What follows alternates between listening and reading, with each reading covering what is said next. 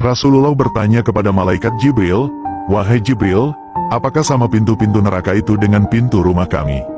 Malaikat Jibril menjawab, "Tidak ya Rasulullah, jika pintu itu terbuka, sebagian pintu lebih rendah dari sebagian yang lain, jarak dari pintu yang satu ke pintu yang lain adalah perjalanan 700 tahun. Kemudian Rasulullah bertanya, "Siapakah yang menghuni pintu-pintu itu wahai Jibril?" Malaikat Jibril menjawab, "Adapun pintu yang pertama dihuni oleh orang-orang munafik, orang-orang kafir termaksud orang yang mempunyai hidangan serta keluarga Firaun, pintu ini bernama Hawiyah. Pintu yang kedua dihuni oleh orang-orang musyrik, pintu ini bernama Jahim. Pintu yang ketiga dihuni oleh orang-orang yang menyembah berhala, pintu ini bernama Sakar. Pintu keempat dihuni oleh iblis dan para pengikutnya serta orang-orang majusi, pintu ini bernama Lasa. Pintu yang kelima dihuni oleh orang-orang Yahudi, pintu ini bernama Al-Hutomah. Pintu yang keenam dihuni oleh orang-orang Nasrani, pintu ini bernama Sair." Kemudian malaikat Jibril terdiam, maka malaikat Jibril berkata, "Wahai Rasulullah, apakah engkau juga bertanya tentang orang yang menghuni pintu yang ketujuh?" Rasulullah menjawab, "Iya Jibril." Maka malaikat Jibril berkata, "Wahai Rasulullah, orang yang menghuni pintu yang ketujuh adalah orang yang telah melakukan dosa besar dari umatmu yang mati sebelum bertaubat." Maka seketika Rasulullah jatuh pingsan karena mendengar berita itu. Setelah Rasulullah sadar dari pingsannya, beliau berkata, "Wahai Jibril, sungguh besar musibah yang menimpaku, dan aku sangat takut apabila di antara umatku dimasukkan ke dalam neraka." Maka menangislah Rasulullah dan malaikat Jibril karenanya. Kemudian Rasulullah bertanya kepada malaikat Jibril, "Wahai Jibril, kenapa engkau ikut menangis?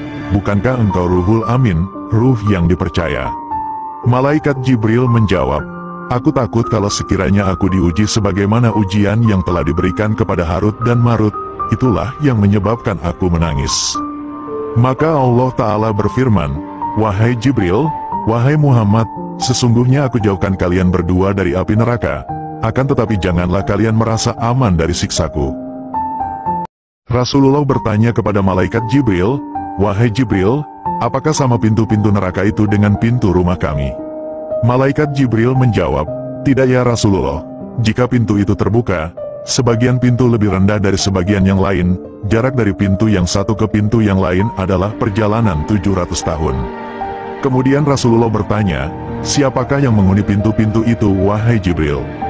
Malaikat Jibril menjawab, "Adapun pintu yang pertama dihuni oleh orang-orang munafik, orang-orang kafir termaksud orang yang mempunyai hidangan serta keluarga Firaun, pintu ini bernama Hawiyah.